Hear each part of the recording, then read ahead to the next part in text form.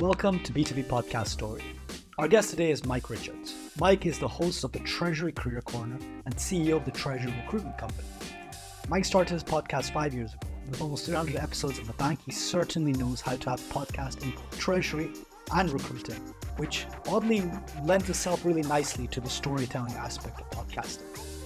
Today, Mike takes us through how his podcast has made his company £1 million in revenue, the value-orientated mindset podcasters need to have when they're starting their B2B podcast, what having and growing a podcast in a niche such as Treasury is like, and much more. Before we begin, please remember to subscribe to the show on your podcast application, wherever you're listening to that right now, and make sure you get notifications when we publish, and when we have some big guests coming on like we do in the next few weeks, you don't want to miss out. So without further ado, here's Mike. Do you have anything about because sometimes I think you don't want to share with your clients that you're using your podcast to get into the door with them. Do you have anything against that? Do you mind talking about that at all? I think people have asked me, what's the word? Treasurers, I don't do it as to just necessarily get work. There are, I don't call, I don't have a podcast with someone. I have podcasts with people because I find them interesting. If at a later stage they think we understand their business and know them that much more, because I do, and actually I inherently find it actually interesting to talk to them, and they then want to use us, we then often use, so I reached out to a US client last night, and I know she's recruiting, and I know we probably can't get on her recruiters list, which is fine. But the point is, if she could then use the podcast and people then understand what she does, or new potential employees at junior levels want to come and join her, then great. Because then it's a great introduction for them. She's not necessarily they're a global company. They're like, oh no, you're too small for us to use. We don't want to get you on the preferred supplier list because you just do treasury. That's fine. I find it uniquely interesting what she does as treasurer. So orienting it, maybe not as a foot in the door directly, but it's such a networking enabler that then you have the right contacts and the right stories to tell in order to get the people as clients or potential testimonials and referrals thanks to the podcast. It's like when you say it's a networking thing, it's not because I want to do it deliberately for networking. I've already got a network. The network already exists. I know the people. It's more that they don't network sometimes very well themselves. I'm saying to them, look, you need to get out there and tell people what Treasury is about. And that's where it started off by, I will say, I was going to do 10 episodes, 290 plus, we're approaching 300. It's actually bringing to life their stories. So when I started it, I thought about doing a recruitment podcast. I thought, crumbs, I talk recruitment all day long. If I did 5 or 6 of those, and this was way back when podcasts weren't really a thing, and I thought, what, I'm not going to do that. I'm not going to do recruitment as a podcast. It's not something, yes, I could talk to my mates about recruitment, but there's a limited shelf life with that. And, if I'm going to talk to recruiters all the time, I don't recruit recruiters. I recruit treasury professionals. I love talking to treasury professionals. I think what they do is inherently insanely interesting. People ask me, what does a treasurer do? Easiest thing, there are 3 major reports to a CFO. So you've got the financial controller, looks at today's money and backwards. You've got a tax person, moves money left and right, saves the cash. And then you've got the treasurer. And they do all the interesting stuff, which is today's money and the future. And you guys know this, you do your own podcast. And it's incredible. Treasury, it's the lifeblood of a company. And it means that, right, we want to go and buy that company. Right, go to Treasury. Oh, where's our cash management? Go to Treasury. Oh, what about our foreign exchange risks? Everything's happening, political events, go to Treasury. Everyone keeps going to Treasury. And it was, before we did the podcast, very little known sometimes. Back in the day, 15, 20 years ago, when I started in Treasury recruitment, Treasury sometimes was put in a corner. No one puts baby in a corner. We know this. That's a Dirty Dancing reference for anyone. I don't remember that. But anyway, more than that, that's what I discovered. And a lot of treasurers at the time, they were like, oh, well, look at us, we're specialists. And they were like, oh, we get a pay rise for this. We get enhanced salary, which was great for a while. And then they were like, yeah, but people don't talk to Treasury. There's push the money to them, look after it, thanks very much, and we'll go on with the rest of the business. That's one of the key things that people were turning away. Oh, let's do the rest of the business over here. no, actually Treasury is at the heart of the business now. And now I'm recruiting treasurers. And I was just talking to a treasurer this morning, and he was saying that he's looking for his next move. Maybe he's not rushing to leave, but what he was looking for was not just the next treasurer job. He wants a more interesting treasury role.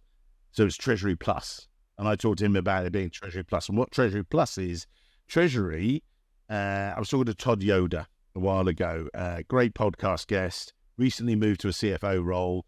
I know that when he was talking to people, he said, look, I do Treasury as part of my job.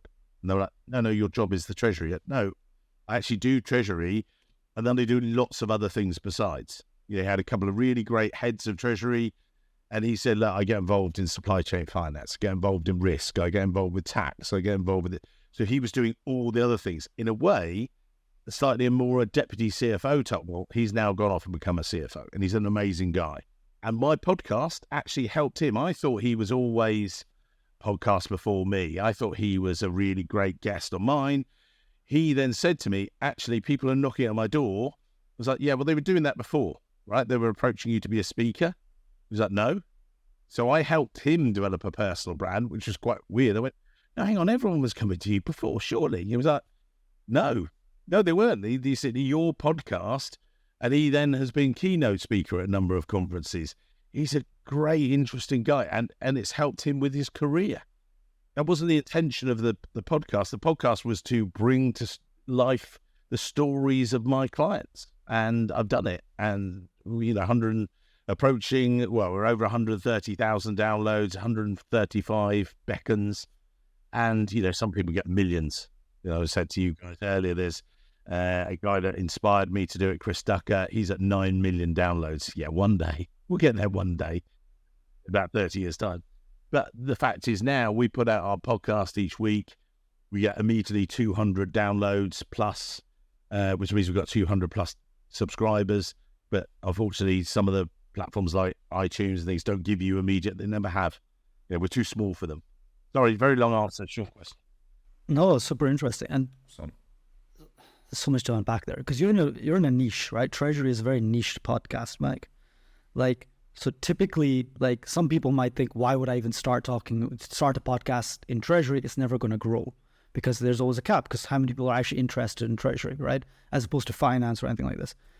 Do you think the size of the market really matters when you're starting a podcast?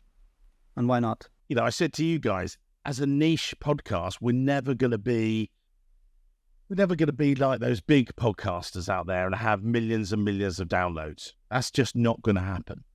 But what we can do is we put out our podcast each week. I get 250 downloads straight away. So that means we've got 250 people immediately listening to it.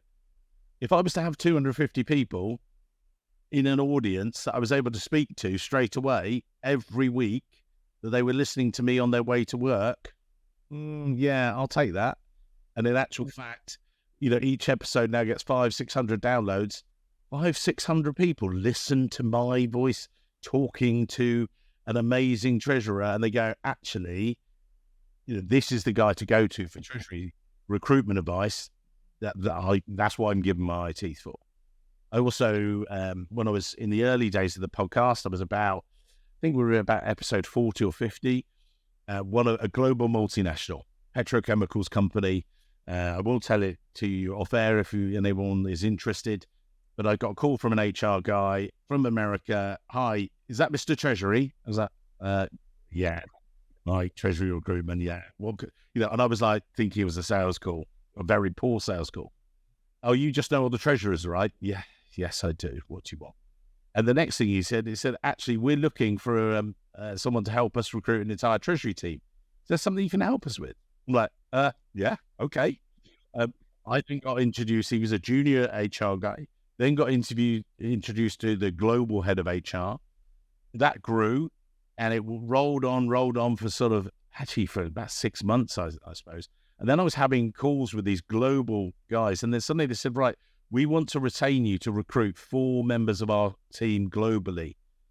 Okay, I could do that. And until the actual retained money came in the bank account, I still wasn't sure it was going to be real.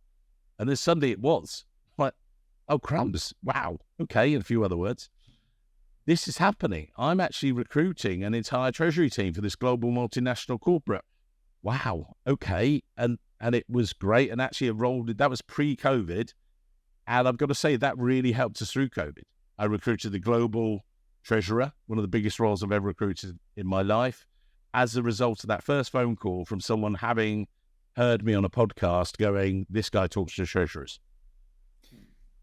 So I love that insight. Like, you don't have to have millions of downloads. And if you put it into context of like, if I just had 100 people listening to me every week, like if you actually think about what 100 is a lot of people. And but I think, are accustomed to, YouTube with millions of downloads. If it's not got thousands and thousands of downloads, it's not really gone viral and it's not worth it. But even if you just had 100 people standing in front of you listening to you, you'd be pretty nervous on that stage. Sam, let me jump in there. And I can't remember who it was. Well, I know that Chris Ducker has said it before, and a few other podcast hosts and a few other people. Once you become a podcast host, and Touchwood have become a pretty good one over the years, 5 years now, over 5 years, we have a responsibility. And we were just having a chat with the guys off air about their microphones, and we're doing which ones you've got, we have a responsibility to our listeners to give them the best experience. You've been working on the sound quality. We've got headphones on. You've got podcast deck here. One of the reasons, when you're actually the listener, and I know this as well, that actually, I don't know if you know what these are, these little things. You might have seen them a little bit, little known company called Apple. You see this, and we take this, and I put it in. I'll take this off for a sec. Boom, in it goes. And then the distance between this and your brain, obviously there's nothing in there, but anyway, I'll take that back out. Funny thing is, we have a responsibility because they get, if you're a podcast listener, I've heard it, and there's someone that has poor sound quality or isn't listening to the interviewer. In particular, I had an example of that. I saw someone do a keynote speech in America, and it was the host seemed to spend more time talking than the guest. And that's one of the things that, another thing that was about. But the fact is, we have an obligation to our listeners that we want to give them the best experience. And whether it's one person you're talking to, or 10 people, or 100, or 2,000, it could be the millions one day. But the fact is, make it the best experience you can. And that's why I know you guys do great stuff with your editing and you're really careful, but, let's get it right first of all. That's why, again, I showed the guys here that I've got foam around here. Well, I've done the podcast now. I listened back to some more. I can't believe some early podcasts. Terrible. Sound quality was okay-ish. We've got that much better. But then there's the flip side of this. And just to give a nice little gap here for you for editing purposes, the other key thing that you need to remember about podcasting is you shutting up. If you're a podcast host, you need to ask a question. Just like I said about this, I saw this keynote speech, and it seemed like the host was doing more questions. It was a question upon a question upon a question to this incredible guest. I won't say who, but the fact was, I was wanting to shout out in the audience, let him answer it. Let him answer your question. And if I listen back to some of my early podcasts, I would ask a question, I get excited. I say, what about this? And, that, what about that? No. Now, so, each and every week, I host a person on my podcast, talk about where they started their treasury career, where they are now, where they see both themselves and the treasury profession going to next. That's right, I've said that 300 times. From there, I ask them a question, tell us about your early career story, and shut up. That's it. Just let them speak. These guests are guests for a reason. It's not your show, it's theirs. That's your magic, if you like. The better interviewer, 2 ears, 1 mouth. Do the same proportion when you're an interviewer on a podcast, if not even less. I think, probably do 20% of the talking on a podcast. That's correct. Do less than a third if you can. Unlike now, ask a question and then shut up. You're doing a good job of it. You guys are all right. You could. 2 things that you mentioned here, Mike, that's I particularly loved. The first one is, you produce such good quality over a long period of time with a podcast that people start to know you in the industry. And we can talk about inbound marketing strategy here, because you basically put content out there that make you renowned for something very specific, but then people reach out to you directly because of that very specific knowledge you've developed. Something else that you said earlier in the show is that you helped a guest on your show to develop his own personal branding that then got him into speaking events and so on. What does it say about you when you have a podcast in an industry and you enable your guests to grow thanks to your podcast? Like, what's the effect of that for them, but also for you in the industry? Not only are you enabling your own personal brand and business, but also the people that come on your show. How powerful is that? It's insane. It's insane. It's like, it's a byproduct that I never thought about. I didn't actually think this would happen like that. I thought initially I set out to bring treasurers' stories to life, and they've taken on their own life of their own. We've grown it and grown it. I joked with you guys, I wanted to go and see a gig a few years ago in Luxembourg, watched Walking on Cars, amazing band. I'd seen them in Chicago. They were doing a gig in Luxembourg. I thought, right, I could go to Luxembourg. I could interview some treasurers. And I thought, oh, maybe what I could do is maybe go and interview them in their offices. I thought, actually, why can't I interview them on stage? Oh, that'd be quite cool. And people were starting to do some of the roadshow events you see and things. And I had my idea for a roadshow. Why don't I do Treasury Career Corner Live? My first event, which we did in Luxembourg. It was insane. I had Winky Choi from Amazon. I had Aparam. I had Johan Claudeau from Blackstone Real Estate. They were my first three guests. They were and Benoit Schultz-Essen from Aparam. Lovely guys. A great audience, a great guest rather. Great audience, massive audience. And I just talked to them about their careers for an hour. And then after the gig, they were, oh, are you going to come networking? No, I went off. I went to a band. It's great.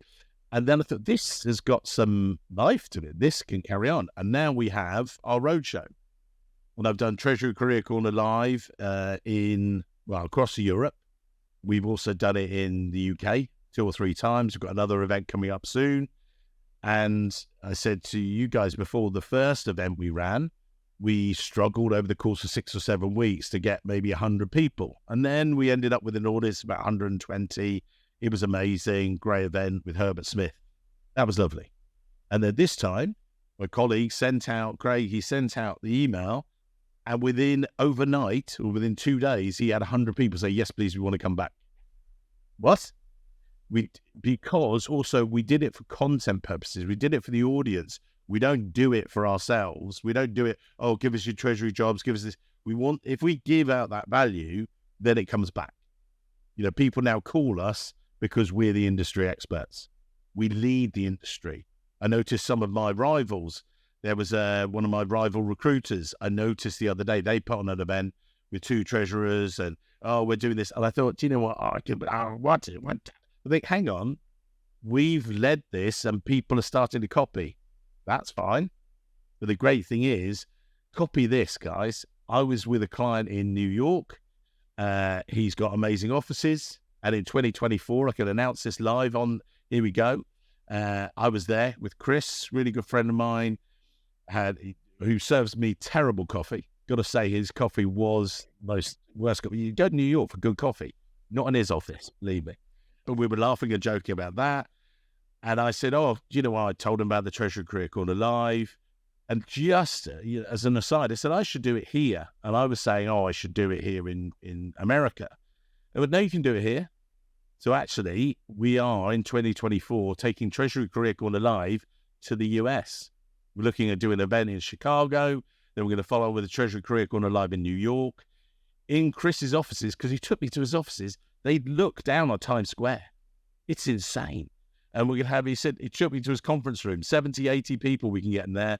And we're going to do Treasury Career Corner Live. We may even live stream it. Not quite sure yet if we can get it, the technicals. But if not, we'll record it. We'll share it with everyone. Treasury Career Corner Live in New York. Not bad, eh? Interviewing 2 or 3 treasurers about their treasury careers, sharing their stories with you, our audience. And that's where a podcast where we talk to some treasurers. That's gone. Are we invited to the New York Times Square view? I've tried. No, you guys do too good a job where you are. It's it's going to be treasurers only. Sorry, you're a treasury professional, so maybe I don't know. I'll let you in. Yeah, We won't take it to heart. It's all right. So, I mean, Mark, what I'm learning from this is this, right? You're saying that you shouldn't just go into a corporate podcast to sell, right? As much as maybe you say, okay, I want to advertise, I want my business out there and everything like that. What you want is to be known as the person that is an expert in the field. And the way that you do that is by providing value after value after value to your audience. And that starts from, the audio quality that you put into it, the video quality, if that's what you're doing as well, the quality of the conversations, meaning people come onto that show to listen to that guest. They don't come on to listen to Mike Richards, right? But Mike Richards, having interviewed that many people, makes Mike Richard an expert and a well-known person in the field, right? And just because of that, because you're consistently delivering value, business comes to you. You don't have to go looking for it. You don't have to go and do anything about it. But you also did that over 5 years. Like, there's an element of consistency here as well, right? I'm guessing that didn't happen in the first episode or in the first 10 episodes. Or you said maybe episode 40, you went out and... So there's a really good stat, which is 90% of podcasts don't make it past episode 3. And of the 10% that do, 90% don't make it past episode 20. So be the top 1% of podcasts, you just need to publish 21 episodes. And the reason for that is just because it's hard, because you're not getting a return on investment on those first 20 episodes. You don't even get that many downloads. I mean, we have clients that in the first 20 episodes, maybe they cross 1,000 total downloads, right? And then they're approaching 2,000. But then, there just comes a trigger point where all of a sudden you get that first referral, you get into a call with that first person, and then all of a sudden those first 20 episodes pay out. But you need to put in the consistent work. What was that for you? What was that experience like in the first 20? What was your mindset going through that? I didn't think about it. I didn't think about it in that in the context of let's get the downloads. I did start to get the vanity metrics I said earlier, and another part of it that, I was like, oh, look, we got to 10. Oh, we got to 20. Oh, we got to 100. And I was thinking, wow, this is it. And I'd heard some of those metrics. I didn't hear them as blatantly as that. I'm not sure I would have kept going, but now I know them. I know that the difference is made to our business and all the other things we've done. I didn't do the podcast just for the podcast. If you like, we are the Treasury Recruitment Company. We've been in existence for 20 plus years, 21 years now. I love talking to my clients. I love talking to my candidates. I love serving my community. And that's not about an altruistic serving of my community and, doing it for free. We get paid for placing Treasury professionals into jobs. But the fact is, over the years, we've done things. We have a global Treasury salary survey. There's over 1,200 people. We don't get paid for it. We may look at sponsorship. If people are thinking about it, please give us a call. But the fact is, we produce this on a quarterly basis, and we do it because then when people come to us and say, well, what is our salary on this? You say, well, actually, it's this. And the people say, well, I don't think it is. They say, well, hang on, 75 people tell us the average is this, and you want to pay below the average? And where does this link into the podcast? The key thing is you become an expert in your field. And it's not, it links into our ecosystem, if you like. And podcasting is the major part of that now, but it's part of the spinning wheels. One of these cogs, the Treasury Career Corner Live, Treasury Career Corner Podcast, treasurySalarySurvey.com. Go there and benchmark your salary. Send us your resume. We're just about to relaunch our website. We do lots of different things. We got our Treasury YouTube channel, Treasury TV, where we video our conferences. But the great thing is the podcast is probably right at the center of all of those things. I've recently spoken, said to you guys at the Chicago Treasurers Conference. We've recorded a lot of the audio from that. That will be repurposed into a really great podcast where I interview 2 other treasurers, and I gave this panel session. We talked about remote working. What incredible content. Well, that's what people are asking us day to day. And what we can do from the podcast, it becomes, a piece of this. And then someone said, well, can you give us some advice? Oh, actually, we need to recruit someone. Wow, okay. I didn't start out with that. If you start out with it, just, let's get some money out of this. Don't bother. It's a lot of work to just get a bit of cash out of it. If you think if you can serve your community, constantly, consistently, and I'm going to come back to actually Chris Ducker, with his Upreneur, he talks about serving his community, and he's grown his business out of that. And, he was a mentor to me for a period of time. Great guy, still keep in contact with him. That's what you look to do. The more that you serve, the more that you get back. And sometimes it is hard work. Doing the podcast isn't easy. And Carly, who helps me on it and does a great job. And we used to use other podcast companies, and they really helped us. The fact is we do a lot of it now in-house, but we've also done some stuff with you guys, and you've helped us do it. And we continue to develop it. Lot of things to unpack here, Mike. Lot of different mentions you made. The ecosystem, the community, the starting the podcast, and the reason why to. In the ecosystem part, the thing I love, and that you pointed out quite well, and that's something we noticed as well with our podcast, which is when you go into a one-to-one recording with a thought leader in your industry or somebody well-known, you end up having unique content that has never been seen before anywhere else, because it's you giving a voice to your guests, but with your own tone. And that's so powerful, because as you said, you transform it into a community, you transform it into an article that you can post on your blog section on your website. You can transform it into shorts, into social media posts, just with one recording of an episode, let alone 300 recordings after 5 years. That's so powerful. How do you create a community, or how have you built a community with your podcast? Can you break that down for us? It builds itself. That's the key thing. It's self-building. It's a sort of, that was by, again, giving this value. Our first ever guest, Sarah Jane Hall, Global Treasurer GSK. Yeah, great name. A lady I'd known for many years throughout my recruitment career. She came on it. It was quite funny when we took ages to get that first one approved. And that's one of the key things I would say with that, is that she then got their PR department to check it. And the HR lady, stroke communications lady, came back to her afterwards and said, we have no changes, because it's more about, again, our podcast isn't about the companies. You make it about the companies, that's going to make it really tough. We make it about the subject, about the clients themselves and everything else, and talk to them about their lives, how they developed their careers, as I did with Sarah Jane at the time. The feedback was, wow, Treasury is really interesting, Sarah Jane. She was like, yeah, that's why I've done it. You've done it 20 plus years. And they were like, wow, we don't have any change. Oh, yeah, if I'd known this earlier, I might have gone on into a career in Treasury. That's what we did. And all I thought is, let's bring those stories to life. And, talking about the building of it, one became 10 episodes, became 50. We're approaching 300. I never thought we'd get to 300. That wasn't the intention. I think if I'd created that intention of how do we sell to people, how do we sell, it wasn't done with that. I think if your purpose is just to sell to people and just to create content, I'm not sure podcasting is always the right way to go. I think it can be part of that ecosystem. What I would say is that podcasting is fantastic fun. It's actually, yes, it's hard work, but the fact is, again, if I go back to my personal journey, I thought I was a really good recruiter about 5 years ago. Maybe I was. Now, 300 podcasts later, I'm an even better recruiter. I actually understand my client's pain. I discuss with them, and that's why a lot of the time I get some of them.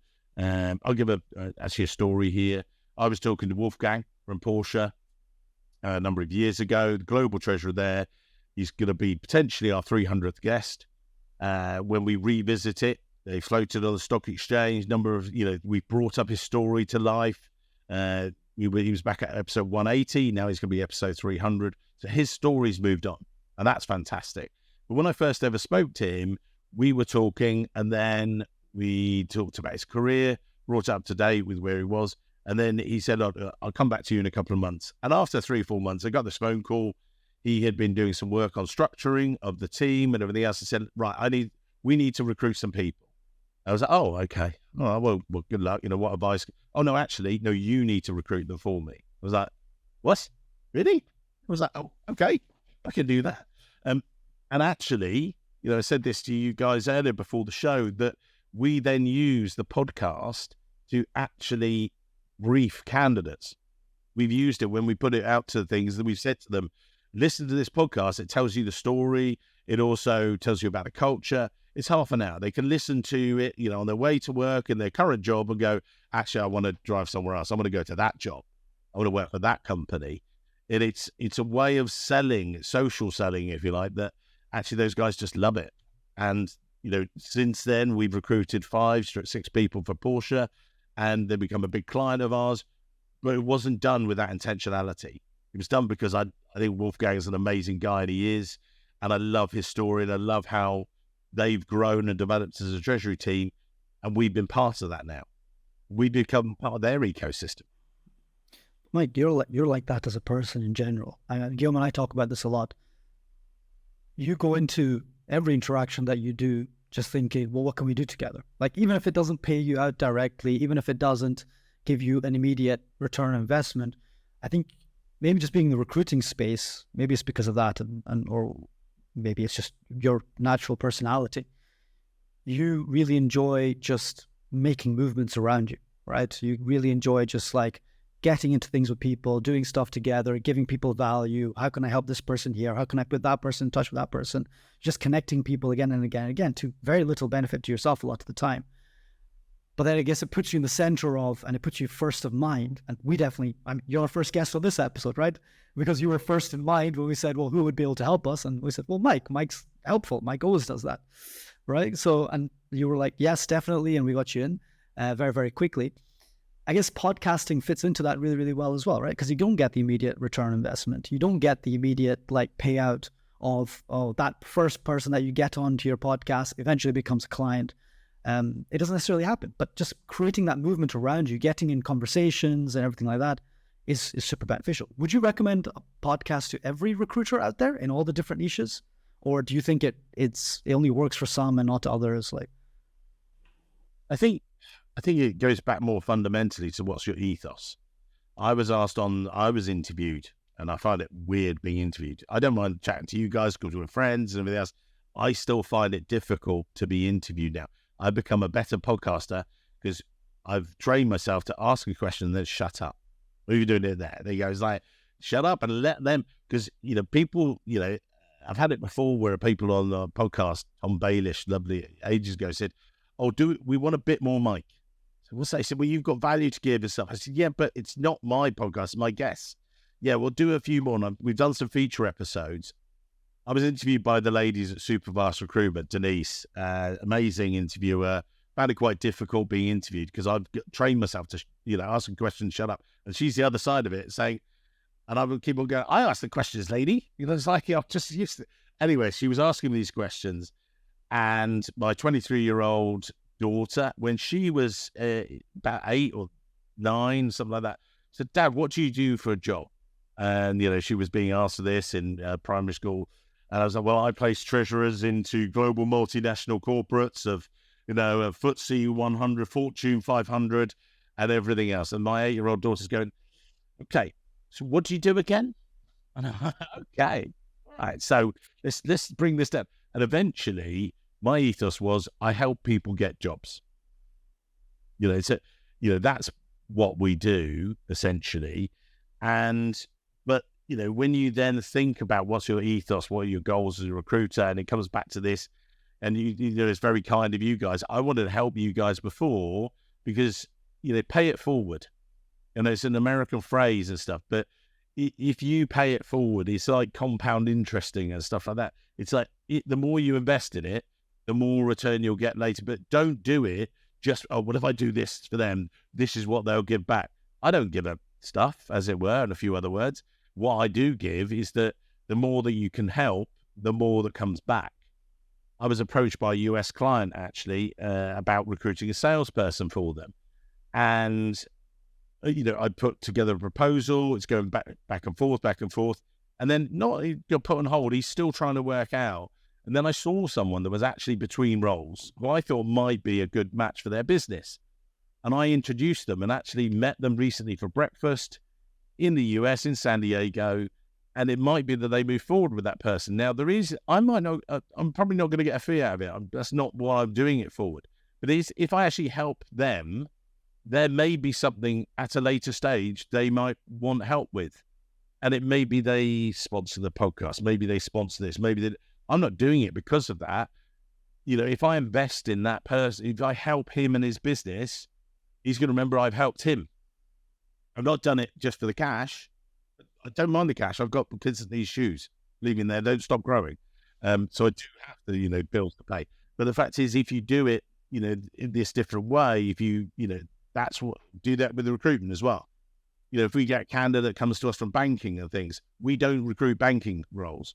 But the fact is, if we can help someone, we'll find out, tell them 2 or 3 other recruiters that do recruit banking roles that can help their treasury careers. Then they'll remember you. And that comes back with the podcasting as well, right? If you give people a platform to grow their personal brand with nothing expected in return, but you are helping all the people that come on your show to either launch the personal brand, or because a lot of people don't have it, or even just to enhance their personal brand, then who knows what's a good karma out of that in the end, essentially. And maybe it's 1 in every 10, and maybe it's 1 in every 20 that actually pays back. But I like that you're thinking not about what you can get back, but what you can do, and just expect that if I do enough of that, the universe will return. Also, I jump in, and there's something I just looked at some of my notes here. By doing the podcast, we had the salary survey. It was great. In the past, it got me a couple of sessions at a couple of conferences. Could you speak about your salary survey? And I did. I did a terrible speech in Paris back in 2003. Still scarred to this day. I remember exactly all bits of that. I was terrible, but I got better. You can also improve. But then what happened on the podcast, get a phone call from a guy out of the blue. We heard you did this great podcast with this guy in Finland, Topi Jokelanta, treasurer at the time for Rettig. Great guy, good friend of the business, known him for many years. Interviewed him, gave great value, and the podcast went live. And then we got approached by this company and the Nordics. They run the conferences up there.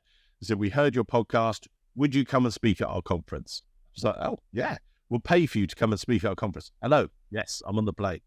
And then they actually said, oh, actually, someone has dropped out of our Swedish conference the week before. Would you come and speak at that as well? And we'll pay for you. And I was like, yes. So it made me an international speaker because I'd had a chat with a mate of mine on my podcast. And we gave value. And then it came back. And now, again, if you're looking to recruit in the Nordics, my colleague Katie has recruited a number of roles in the Nordic region. She's recently recruited in Sweden. She's doing some stuff in Norway. She's doing stuff in Finland. Actually, Finland, 2 or 3 roles, because we cover that region. I didn't do that for that reason. I did it because Topi's a mate of mine, and he gives me amazing Finnish vodka. We do love him for that. I can't remember the name of the brand, but it's amazing, and it's very lovely vodka. But I did it because, I wanted to bring his story to life. He's now become a CFO. He's a great guy to know. If you can't remember the name of the vodka you drank, it probably means it was a very good vodka. So makes sense, Mike. It's the Finnish brand. It's really weird. He'd been on my podcast. He'd given me so much.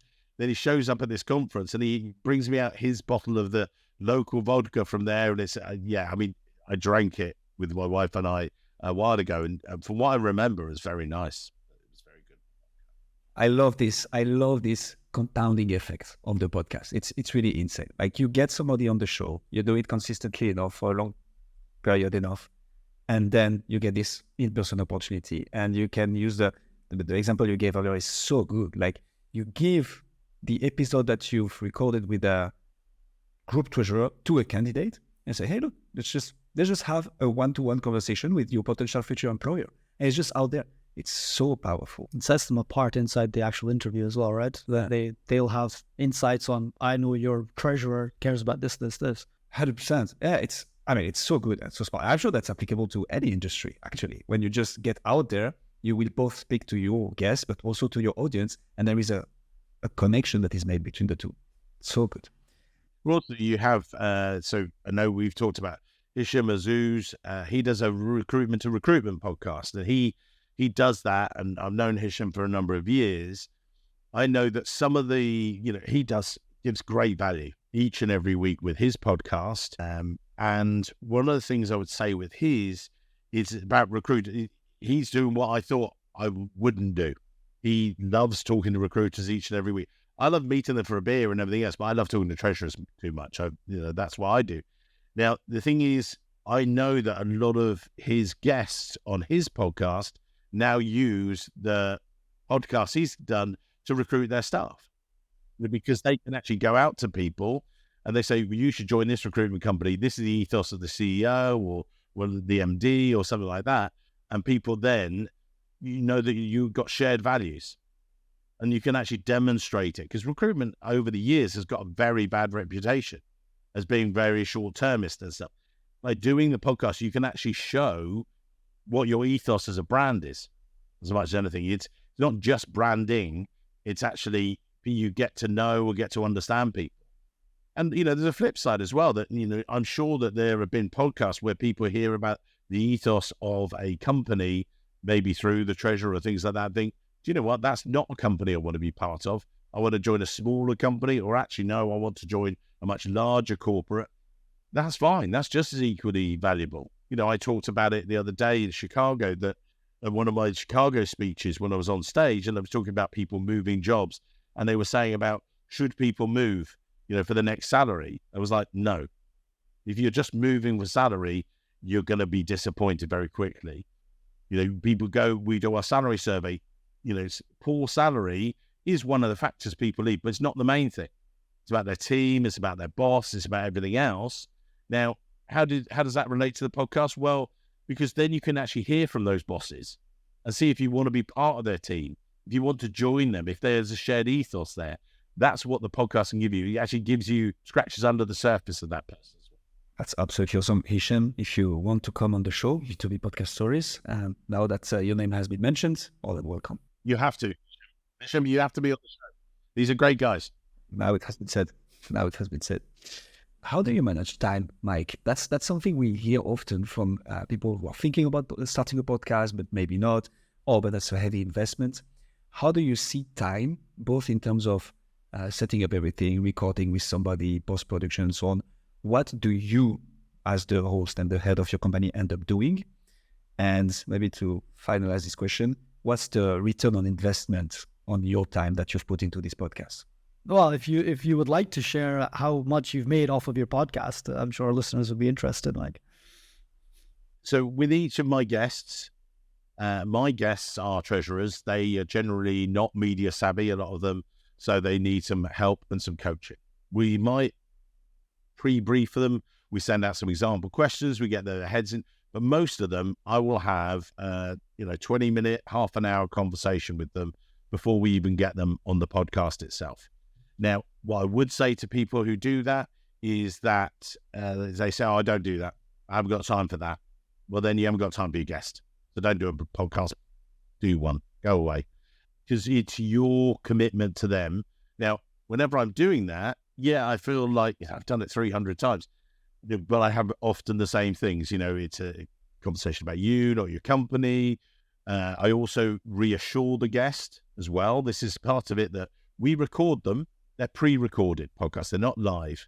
Our guys get sometimes quite nervous about it. They say, well, what if my company doesn't? We can take it out in the post-edit. And that's one of the things I explain to them the process. Then they're relaxed when they come on the show. I then kick off the show. We talk about their careers. We then talk about some of the current issues. We don't necessarily talk about their company so much. It's more about them and their life stories. Those are the key things. And that's the value that a lot of our guys get from it.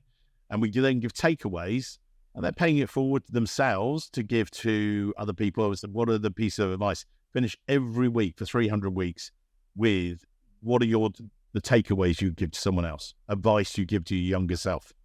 We tell people, and that's where they really enjoy doing that as well. Post-production, that's where a lot of the work happens. What we do with ours, we give it to, we have our own sound editor, Sam. Big shout out to Sam. He started with us when he was at university doing a sound and film degree, and he's still our podcast editor now 4.5 years later. I remember those first 6 months when I was doing some of the editing. It was a nightmare. And those do like the post-production and the stuff that you guys do. You couldn't pay me enough now. I just the ums, the ers, the making the sound edits, then the other features, the YouTube shorts and things. No, I couldn't do that anymore. I'm so glad. We've now also passed that on to the amazing Carly, who works with me. She's very, very good at it. She puts a lot of our stuff, main channels for us. We then put it out on LinkedIn. We do some other posts on X or Twitter, as was. We do some other posting, but our main channel for us is LinkedIn. And, we use other tools, ChatGPT. We use Descript, really help us with our post-production. And then the episode will go live. In terms of numbers, I would say over the course of 5 years, if you like, it's brought in over £1 million worth of revenue. And how do I look at that? Well, basically because I've looked at the numbers. It got me that massive client, as I said. When we were retained on those positions, and then I at a later stage recruited the global treasurer, and then over the time I've recruited 5 or 6.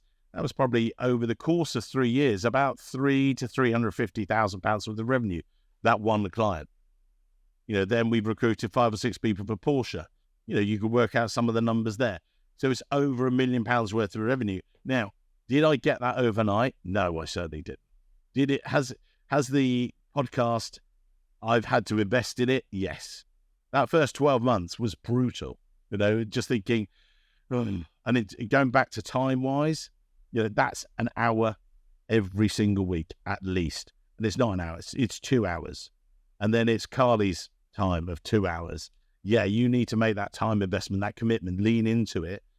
But what's more important than that is what I would say as well, quick tip to anyone doing a podcast is batch record if you can, if it's a good thing for your podcast.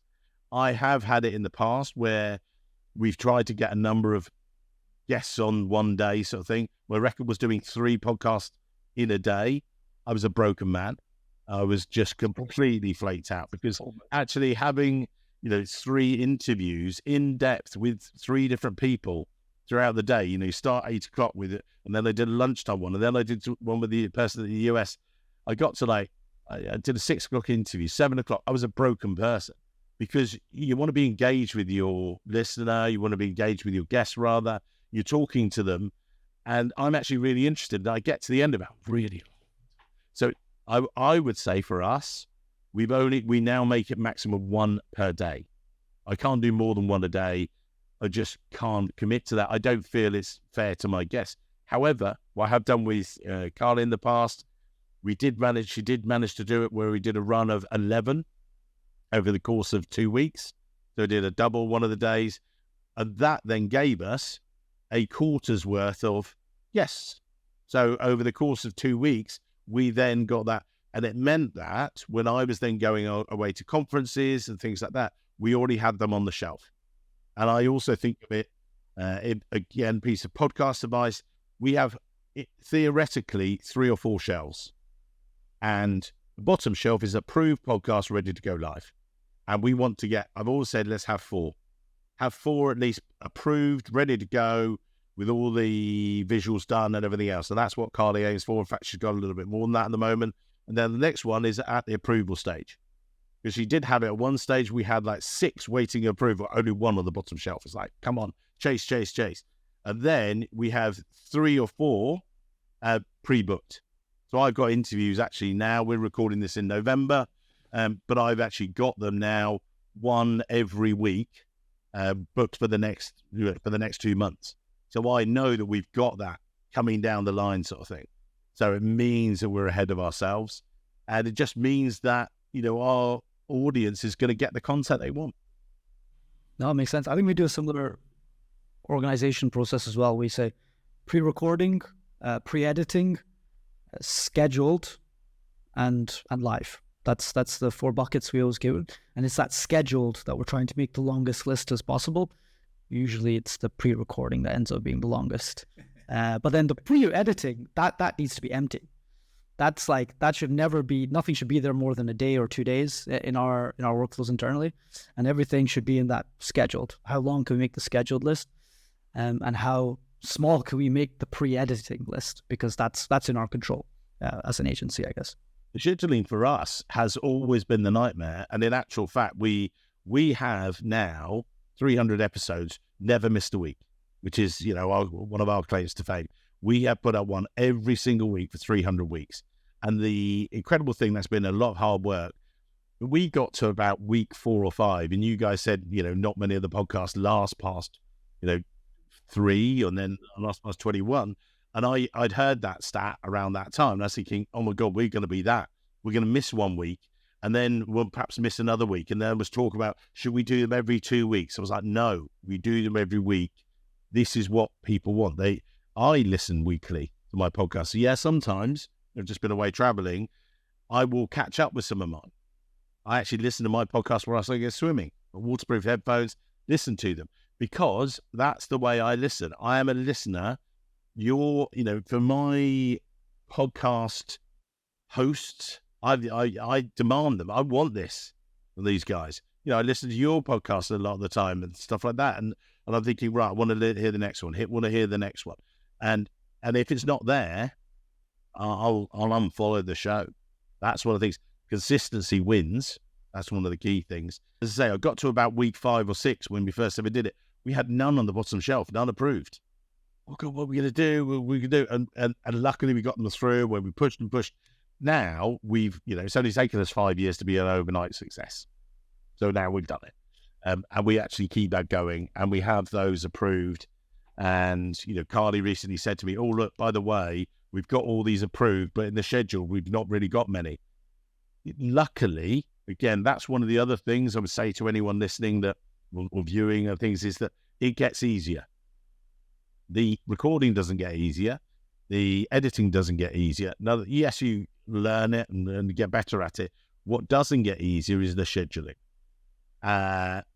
itself. And actually, because people are busy and we're all going to be busy, what we do find is actually the pre-intro, that's not a stage we talked about. And that is when I now go to guests. When I first went to people, we were 5-6 weeks, and I was leaning very heavily on past relationships as a recruiter. Got Sarah Jane Hall. I'd recruited for her for many years at GSK. Please be my first guest, please. And then I got a number of early guests who I'd known, and then there was they were like, a Treasury what? It's a podcast where we talk to people about your career. Really? People will listen to that? Yes, they do. They really like it. Yeah, it's really good.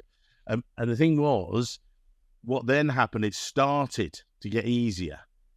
And actually, one of the things I was going to bring up with you guys on this is people have said to me, oh, you've got quite a few US people on the show. And we do. But I would like, if you're in the UK or in Europe and want to be on my podcast, please come on my show. I would love to have you on the show. You can edit it. You can have approval rights. But we get it a lot of the time where it seems there's a reticence. And I think that in the US, a lot of those people are more, they're more exposed to media over there. They're more used to it. A lot of treasurers are maybe more media savvy. They're more open to the idea. If I approach a US guest, they go, yeah, great, when should we chat? I'm like, what, really? When I go to the UK guests in particular, a lot of them are like, European, not so bad, actually. They've got much better out in Europe, well done. But a lot of the UK guys are like, yeah, oh, really? Why? What's it? And I'm like, oh, this is just about talking about you and your career. And then, oh, okay, yeah, maybe. Don't just be open to it. And you're great guests, and I love talking to UK treasurers, because you're just as incredible as the rest of the world, but be open to it. And that's why I know it's a bigger market in the US. That is probably another reason. But it's also, we're not pushing, stuff uphill, really, water uphill. A lot of the time it's just like, yep, I'll be on it. Really? Okay, great. Awesome. Consistency wins. I think that's going to be one of the quotes of the show, Mike. I love how that represents that the goal is not to reach a certain number of episodes live. The goal is to keep playing, keep publishing, growing the network, give more people a voice to talk about their expertise in your industry, Exactly. And give your audience access to more of the best brains of the industry. And there comes in the business opportunities compounding all along the way. Following up on that, what's the end goal of your podcast? What's the objective? You've been running it for 5 years now. Where are you ever going to stop? What's the idea? What's the objective behind it now? So I listened to a podcast with Mark Williams, Mr. LinkedIn. So he does a really great podcast where he gives LinkedIn advice each and every week. His pre-stated goal, and I'll look on my phone now, is I think he said he's only going to get to 500. And I love Mark, and I wish he wouldn't. Mark, please keep going. Episodes or guests or audience? 500 episodes, yeah. He's at like 300 and just looking over here, I just love listening to, I don't know what I'll do. All I listen to about LinkedIn. Yeah, well, just, I don't know. I can't listen to you guys all the time, actually. No, it's just, he's got to 500. We're at 300. I don't know. I don't know. I don't think it will finish. I think the thing is that it's evolving. That's one of the things. It's an evolution or revolution. That can be a quote of a show. What I mean by that is the podcast we talked about the ecosystem. It's provided me the opportunity to go to Luxembourg, to go to Finland, to go to the Nordics, to go across Europe, and to then start to now, I've spoken for the past 3-4 years at the National Treasurers Conference, the AFP conference in the US. I've just returned from there. We did a session. I had two of my previous podcast guests, Leanne Perkins, Joel Campbell, both previous podcast guests. I put forward a session to them a couple of years ago for Philadelphia, and they said, yeah, we'll have you guys. And then they came back to me after we'd done our session and said, oh, yours was one of the best sessions. I was like, oh, great. And they said, actually, no, it wasn't. Oh, all right, thanks. They said, no, it was the best session. I'm like, what? They said, we had the best ratings. We did the live version, and then we did a session virtually for them and had about 400 people about building your LinkedIn brand, about building a brand and networking. That then led to us this year going back to AFP in Chicago, and apparently it's quite unusual, but we did a panel, the three of us, again. We got the band back together. It was incredible. They were incredible. I was all right. I'm a UK recruiter. You can't have everything. But the fact was, we talked about remote working. We talked about how to work, how to be successful in this new hybrid world. 400 plus people in the room. Incredible. I got invited on stage again. I'm like, wow, this is where we want to be. I'm the expert in global treasury recruitment, and people keep hearing my voice and they know that we know what we're talking about. The podcast is key to that. And then, as I've said, we're taking it on the road next year. We're going to do New York and Chicago. We do a number of other conferences across the US, and also we do Treasury Career Corner live in London. We've got the event coming up here. We're going to repeat it 2 or 3 times next year. And then the nice thing about that, we record the sessions and they become great podcasts in and of themselves. So there you get then 2 or 3 people on the podcast. But that's come from that. Where does he go next? Who knows? Wembley? I don't know. There's a few other. Mike, thank you so much for being on the show. Usually we were going to end the episode by asking what's your advice for people hosting a podcast, but I think you've already given it. I can give you a bit of advice. Talk to these 2 guys. I think they can help. They're all right. They're not bad. Work in progress. We know where they're getting there. They've, I've helped them. You guys have helped me, and we're going to continue to do that. So, my piece of advice is maybe speak to you guys. But if you are thinking of a podcast, start now. Everyone just says, just do it now. John Lamberton, who I'm part of his 1% club, and he was talking about just do it, on or off, 0 or 1. There's a binary state. You either do go to the gym or you don't go to the gym. You either do have a podcast or you don't have a podcast. Yeah, all right, it might fail or it might not work. Well, give it a go. Why not? I love that. Love that. Amazing. For our non-British audience members, that was British sarcasm. We are very good. Just to translate to maybe some German potential listeners or someone from the Nordics. That was sarcasm. Just to make that clear. It was sarcasm. It was irony. It's ironic. Just to say, we know that they're very good. That's why we've done stuff with you guys before. I'm very happy to be on this today. Amazing. Mike, thank you so much for being on the show. Thanks a lot. Pleasure. Thank you for listening to the B2B Podcast Stories. We hope you enjoyed the show, and if you did, please don't forget to hit subscribe and check us out at ghamarketing.com. Have a great day.